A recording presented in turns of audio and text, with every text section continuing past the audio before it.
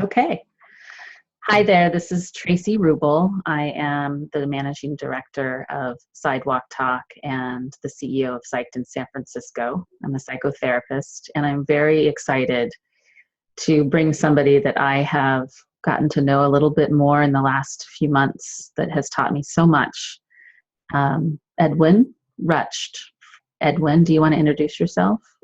Sure. I'm Edwin Rutsch, director of the Center for Building a Culture of Empathy, and was inspired by Barack Obama, who said the country had an empathy deficit, and have been working for about the past 9 or 10 years to see how we can build a more empathic culture. Yeah. So this has been a really tough time to be empathic. Yeah. And Edwin and I were just talking before the call that we really wanted to impart some real practical practices and tools so that so many of you that are getting ready to head home for the holidays, or even that just right now want some better ways to respond and listen to folks, you'll really be able to learn something pragmatic by watching Edwin and I actually demonstrate the skills of empathy. But first, I think it would be useful, not too long of a primer, but a short primer on what is empathy and why is it important. And you want to just banter about that a little bit, Edwin? Sure, yeah. For me, empathy, there's a lot of different definitions. And if you look at the literature, it's really a whole constellation of definitions, and it gets very confusing. And all the academic papers, they start off with saying it's a bit of a mess out there, what empathy really means, the definition of it, but we all know it's important. So for me, I just simplified it to go to the origination of the word, which is, from the German, which is to feel into. So at the core, for me, empathy is feeling into my own felt experience, as well as feeling into your experience. So, yeah. As I see you now with your, you're shaking your heads, I can kind of feel into the concentration, for example, that you have in terms of setting up your environment. Yeah. So that's at the core. How do you see experience empathy? I feel it as deeply knowing someone. There's such a powerful experience of looking at someone and really getting a sense of who they are. And then similarly, when someone really looks and listens and gets a sense of who I am, because they're not judging or making assessments based on just the data. They're making assessments because they're actually actively experiencing me. Mm-hmm. So it's a real process of experiencing the other that describes empathy. And so then it would make sense why we need more of it, because so often we're not connecting from the stance of experiencing the other. We're connecting from a stance of talking at each other as kind of a defense mechanism, or listening, but with what I call utilitarian listening, to get data and impart information, but not really to experience who the other person is. So it's maybe that's similar to the feeling into. For me, it's the feeling into the felt experience. What is the person's experience? What are they feeling in their body? And feeling into that experience. The other thing I was hearing, you were starting to address some blocks to empathy, like judgment and kind of going for efficiency and just data as being another block to that. What blocks us from feeling into each other's experience? And on one of my websites, I have 30 blocks to empathy. There's a whole series of things that keep us, from being able to feel into each other's experience. And so that could be anything from the judgment you were talking about to, feeling sorry for people. Instead of feeling into them, we might feel sorry, which is kind of about a feeling that comes up for us, or we might instead of feeling into what you're feeling, I'm seeing your head nodding. I can feel into your kind of qualities around that, and I could just kind of ignore you, kind of like turn away, and so I'd stop feeling into you again. So there's just so many different ways that we block that experience of feeling into each other's experience. Yeah. Yeah.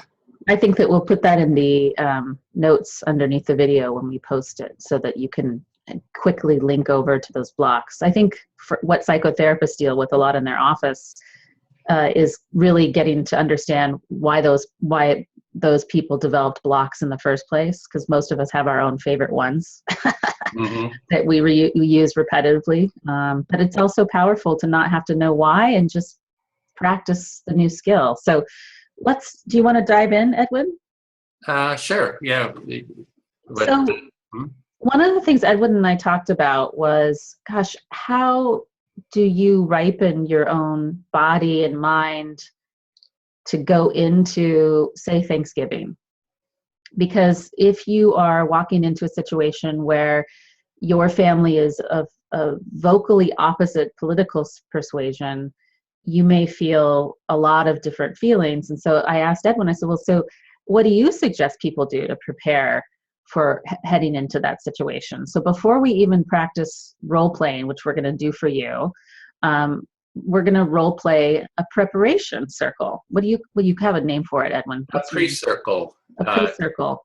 So it's before going into a difficult environment, that it helps to get some empathic listening for yourself, to be heard yourself about any feelings that you have going into that environment. And that can be a very grounding practice, just to get heard about that. And the way that I like to do it is to say, okay, I'm going to be going to Thanksgiving. My family's all conservative Republicans, evangelical Christians. So there's several Trump supporters there, and I've seen them on Facebook. They're very happy about winning, and a little bit of gloating, perhaps. I'll be going with my partner, who is a very staunch Hillary supporter. So I can already feel there's going to be some tension there. So the way we do this is you can just ask me, is there anything that would keep you from seeing the humanity of everyone involved in this getting together? And I can just start sharing, and you would be doing a bit of empathic listening or reflecting back what it is you're hearing me say until I feel like I've kind of said what I need to say. Okay. So let's start. So Edwin, is there anything that would block you that you're aware of from really feeling into the humanity of your family when you go to Thanksgiving this year? Yeah, so just sort of feeling into that, I can sense that there's going to be tension around going, and my partner is feeling really distressed about that. People in the family would support Trump, so there's real kind of anxiety on her part. So I can already feel that anxiety is going to be there, and that causes some anxiety for me too, just knowing that's going to be there. So you're kind of feeling yourself in the middle of the tension with your partner and your family, and really holding that tension for everyone, and it's creating a lot of energy inside of you, it sounds like. Yeah, and I just sent the email to the family requesting that at dinner that we have empathic listening at dinner, that everyone gets 5 minutes to share whatever they would like, and that the other person will reflect back. They can choose someone at the table that will reflect back, just as you were just doing. So I'm actually requesting that we actually do that. Okay, so one of the ways that you're taking care of yourself is that you've made this request of your family to create this structured listening circle of empathy at the dinner table with everyone. Exactly. And I feel some anxiety around them accepting it. It's like kind of a judgment, like, oh, that's too stupid to do or something, or that's, kind of like resistance to doing that. Like, we don't want to do that. We just want to talk kind of, freely, which is we're all going to beat each other up. Uh-huh. So So there's some fear that comes up that maybe they'll reject this offer of listening Mhm. in this really special way. And the consequences of that really are kind of nerve-wracking in a way. Yeah, and most of the family members have already done empathy circles, so they're already primed. So I feel a little bit of ease knowing that there is support for this, that I'm not going into it cold. Okay. It's not like just out of the blue making this request of them. So I feel a little bit of ease, like, oh, I've prepared the soil. Uh-huh. The environment is prepared. Uh-huh. So the ease arises, and it feels like you're able to feel into the capacity to embrace their humanity when you imagine, wow, we've done these empathy circles together before. They have successfully done them before. Yeah. You see the possibility in that. And the other part is I have a lot of nephews and nieces, and somehow I'd like to bring them into it. So Mm. I feel a little awkward, like how do I make sure that they start learning these skills? Because they're very aggressive towards each other and kind of beat each other up, in a very kind of hierarchical way. And have started doing empathic listening with them, and they're like 4 to 7 years old, 8 years old. So they're like beating each other up, and I start doing empathic listening with them, and then I try to get them to start doing empathic listening with each other, to the point where now I say, there's a conflict, what do we do? And they'll say, we have an empathy circle. I'm already getting them trained. So you take some real joy at watching the impact that you're having on your family, and it's sort of, on the one hand, you see how difficult it is with these younger folks in your family. On the other hand, there's some pleasure in it for you, it sounds like.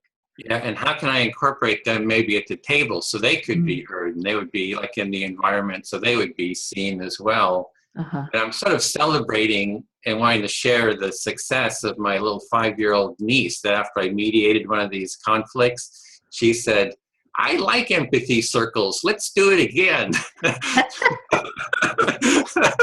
so, So that celebration just brings you back to how can you bring them and incorporate them into the larger conversation with all the grown-ups. yeah, and Yeah. just that kind of makes me feel a little teary. It's just like I Mm. want them to start early in life to have these skills, which I wish I would have had. I think it would have really contributed to my life. So Mm. just having been heard here, I just feel much more connected to like a deeper, Mm.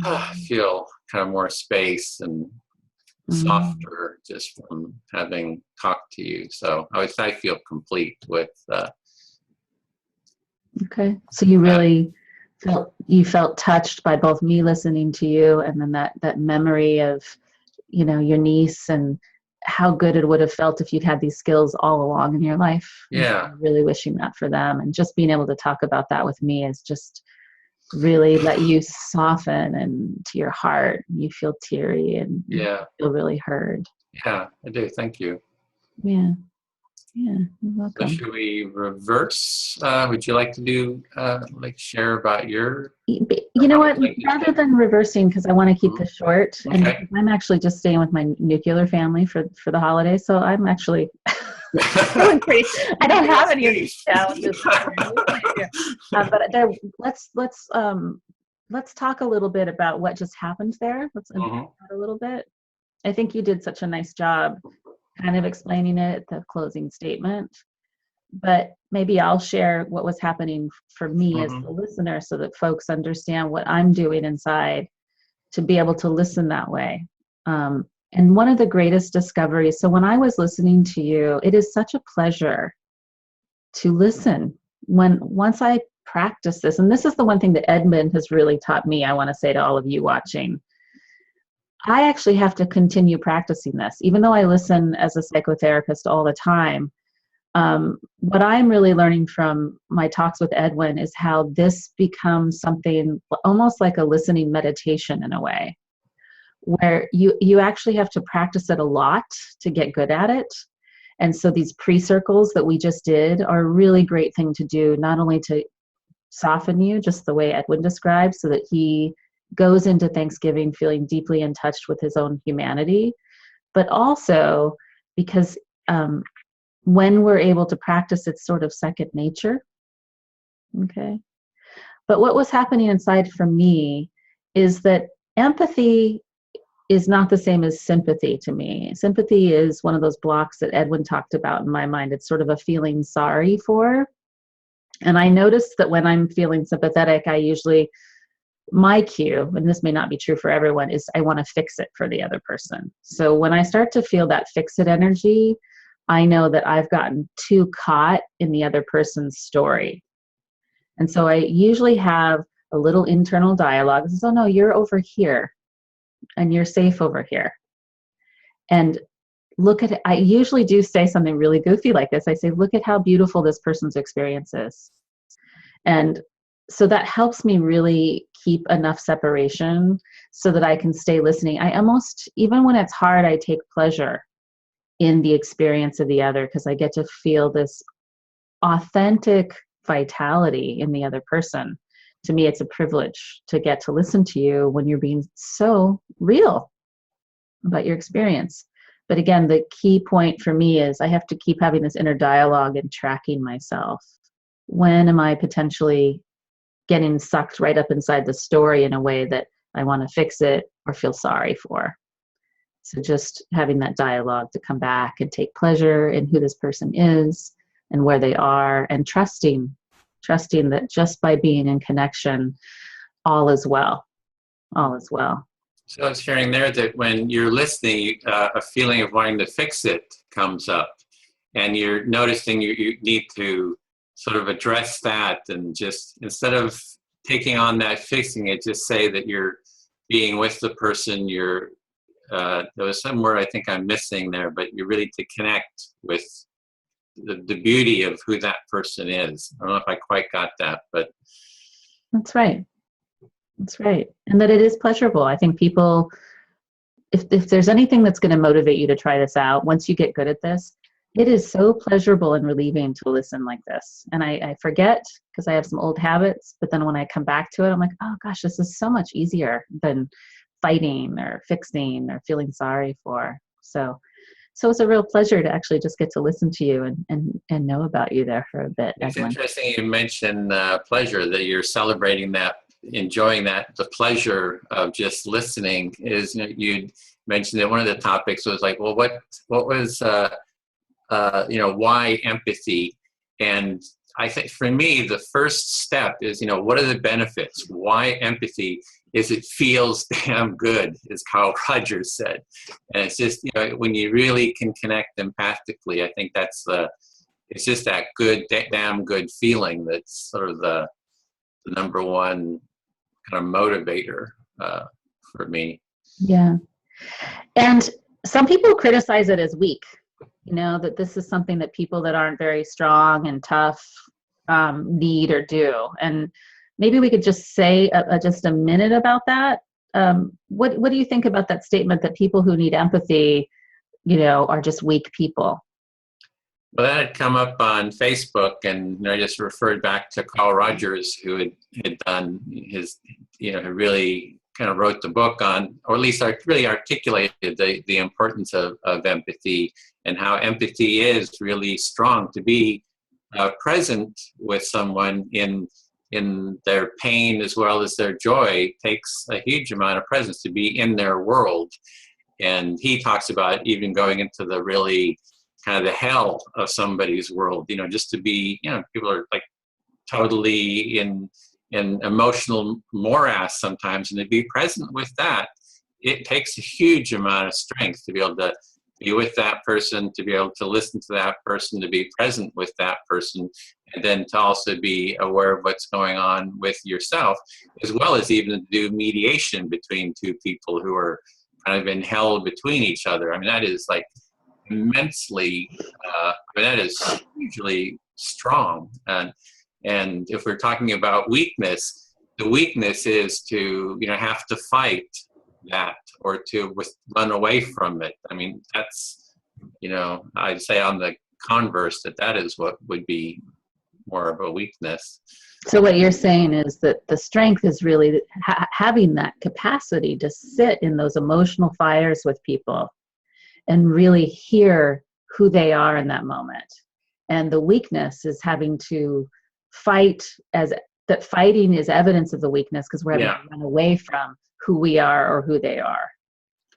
Yeah, you're trying to avoid it or Mm-hmm. trying to beat it down because you're maybe afraid of it or whatever the motivation is. So I think that's a really good distinction, that it takes courage to stay with who we are and who the other is. And it's actually more an evidence of weakness if we have to fight against that. I think that that's right. I think that's and right. I've had the feeling like when I was mediating family conflicts, that was like a turning point. I've mentioned a story to you before. There's a fight started in the family, and two family members were just going at it with each other.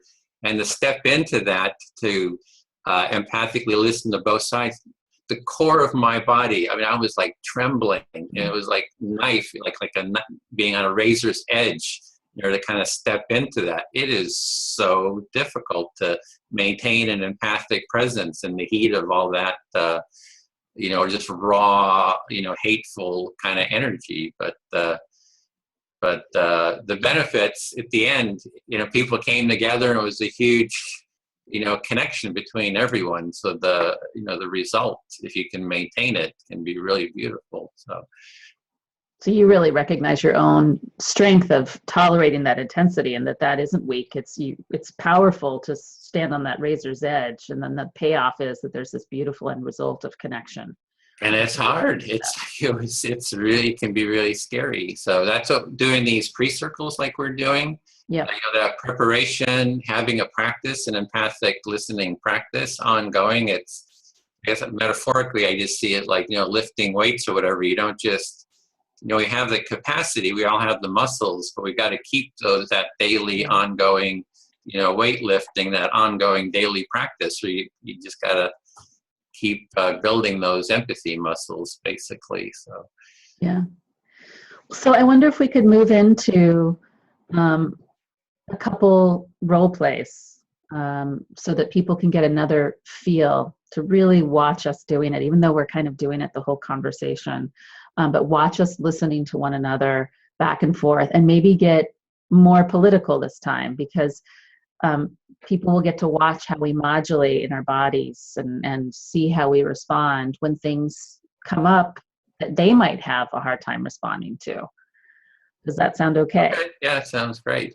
Um, I'm a little scared of that because this is hard. yeah, right.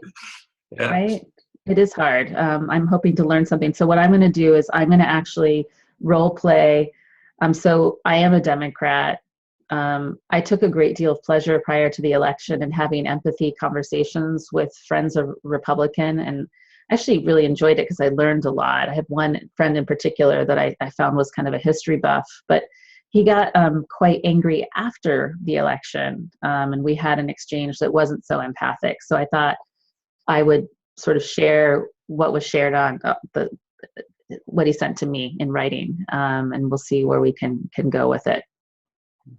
Okay. So it looks like you counted your chickens before you hatched, right, Edwin? Because your candidate didn't win. You counted your chickens before you hatched? You counted your chickens before they hatched because your candidate didn't win the election. So you've been stealing off. So you're saying that I was kind of expecting that Hillary would win, and I was already counting my chickens, and they didn't come in, and I was maybe even like gloating or something, feeling I was gloating. Yeah, for sure. And you know what we're going to do now? We're going to get open carry laws passed in every state, so I can carry my guns anywhere I want. So you're going to get open carry laws. Sounds like you're like happy or something that you're going to be able to get open carry laws.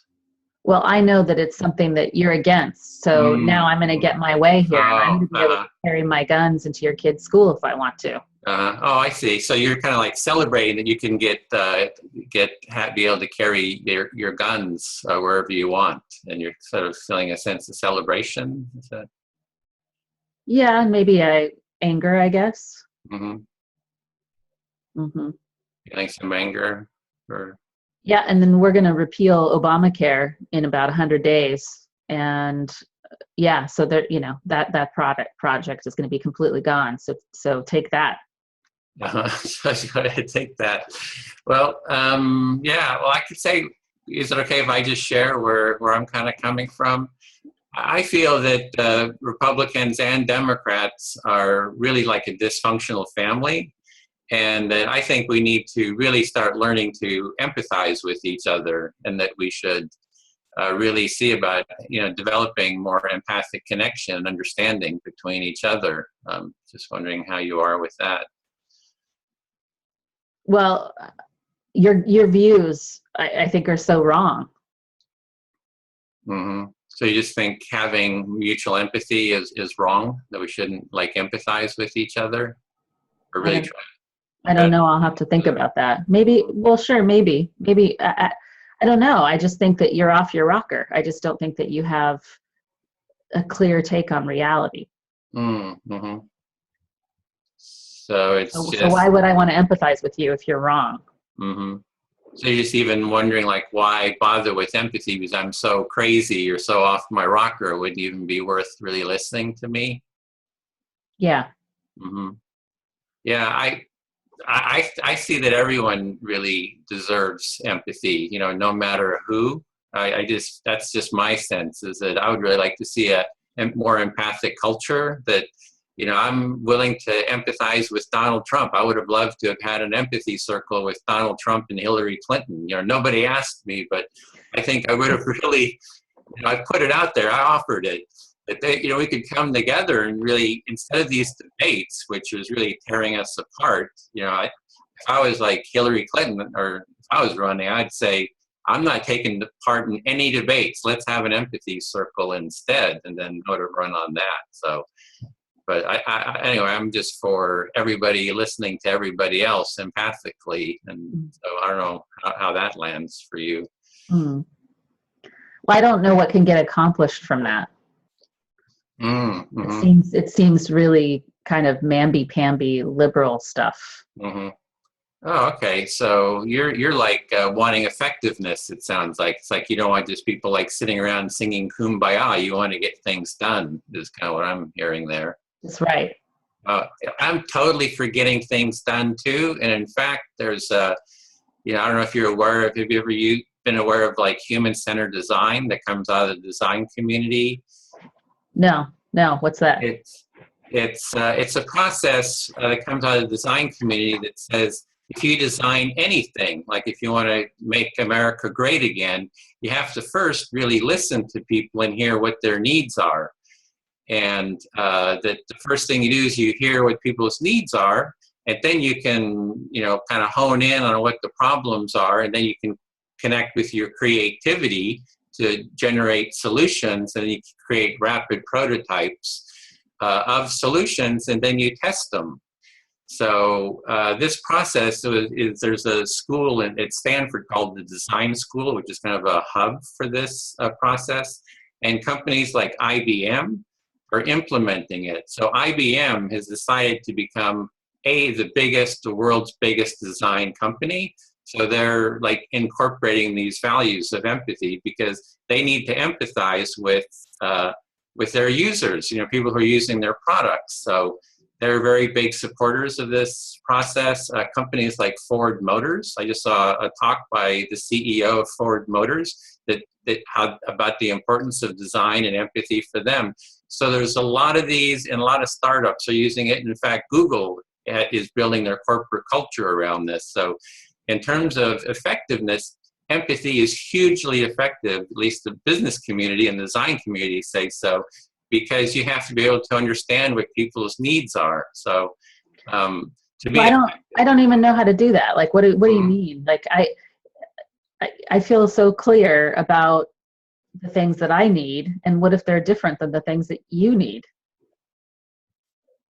Yeah, so it's like you're saying like your needs might be different from my needs, and there's like maybe like a competition between the needs, or is this Yeah, one need wins and one loses? that's right. Kind of, yeah.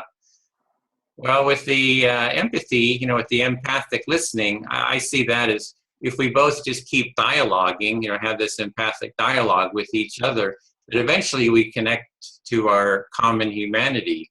So it's like, for me, it's just, let's just keep dialoguing. Let's keep, sit here until we, really connect, and just keep this empathic dialogue going is kind of what I would propose. And we can even deepen it by using empathic listening with each other. And I can kind of show you how to do that too.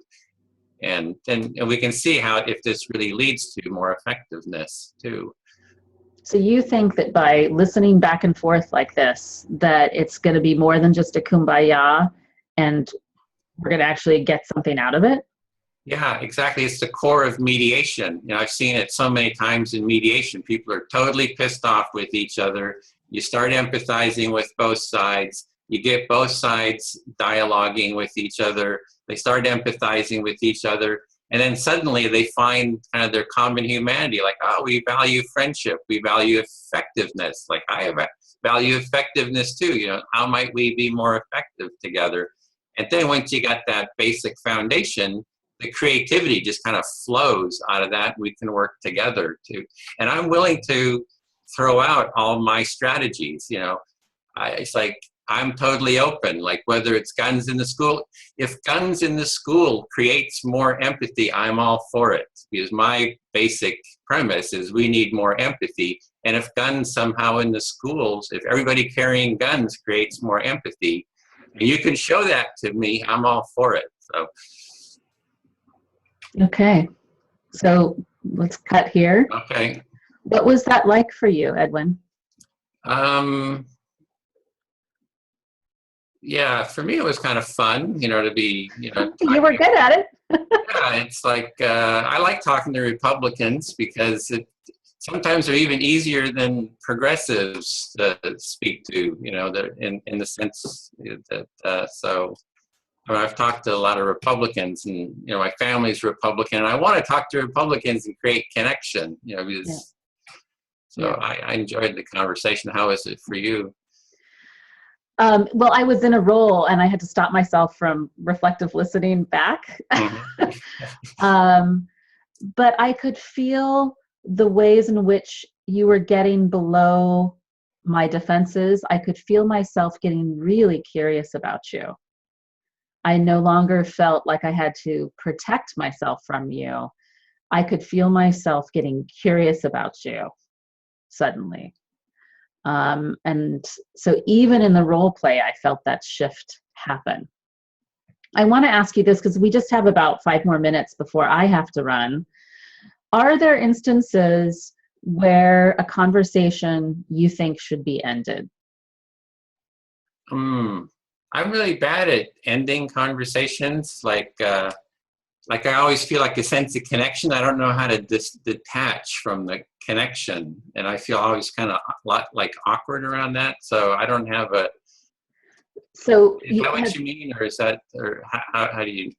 Well, I was just wondering, are there times, one of the buzzwords in psychotherapy land are boundaries. And some of the things I've heard from people when they see these conversations going on out in the world or on social media is that person's a bully, cut them out of your life. I don't know about cut them out of your life, but at what point do you say, now's not a good time, or, I'm a couples therapist, that's my specialty. And I certainly talk to couples that if your nervous system gets hijacked, then you're going to need to take a break and come back because you're not getting blood flow to the part of your brain that's going to help you be a rational actor. So I'm just wondering if you have ever had to say, hey, you know what? I think we're not able to really drop into mutual empathy here, and probably going to have to leave it as is, or are you always able to get into it with folks? No, I've had people just, totally cut off, so they don't want to dialogue anymore, even in an empathy circle, like just be totally. So I think it's an ongoing kind of refining it. How do we keep getting better and get better tools in it. I don't want to say never to anyone, you know, in terms of like totally cutting them off, like the bully. I think it's about empathizing with the bully and having enough support to be able to empathize with the bully. You know, have the tools not to say I'm cutting off, because like cutting off is like a kind of a violent act in and of itself, and it's like let's disconnect from those people. So it's like, how do we keep, and you know, it's how do we keep deepening that connection? It's not easy. I mean, it's easy with you because you're so present and you know, but there's plenty of situations that have totally blown up, but you just kind of keep going back to it and keep working at it and keep getting better at it. So yeah. So I'm just reflecting on what you'd said at the beginning of this conversation. You really, in the moment, said, look, I just keep trying, and I cutting someone off is a violent act. It doesn't progress us in any way. And then I went to that thing that you said at the beginning, which is the marker is, can I stay in a state of being in our shared humanity here? And I think as I reflect now, if I get to a stance where I lose contact with that shared humanity, then I'll probably need to take a break from that person, because then I might be violent, right? And when I say violent, I don't mean I'm going to hit someone, but I'm a pretty fiery gal, and I can get, right? I also was in the political conversations, I was a political science major, so I can get kind of, I know more than you know, that BS. But what you're saying is, look, get enough support ahead of time. Stay in that stance of shared humanity. And don't just cut off the conversation if you can. I'm aware I might have to take a break from the conversation if I lose track of that shared humanity. And that's losing track of the shared humanity is when you do your post circle, your post listening. So you've got your group, your support group to go back to say, how did I lose my connection with the humanity and get hurt around that? You know, so it's pre, during, and post, and it's an ongoing process. That's great. So we're going to wrap up here. Edwin and I are talking about doing some projects together. We're going to let you know. But Edwin is available to help out. We're going to post some content in the links underneath this video. I'm telling you, this stuff, it will change your life. I've been doing it on the streets, and it's humbling. You will be humbled. I'm humbled at how much I still have to learn. But we really want to support you this Thanksgiving to develop connection. And Edwin, I really appreciate you doing this with me and teaching me so much. I really appreciate it. And likewise for me, towards you, to really enjoying this connection. So glad we connected and got to know you, getting to know you. More to be continued. It's a delight. Okay, well, thank you to all the viewers, and I really hope this was helpful to you. I really do. Okay, have a happy Thanksgiving.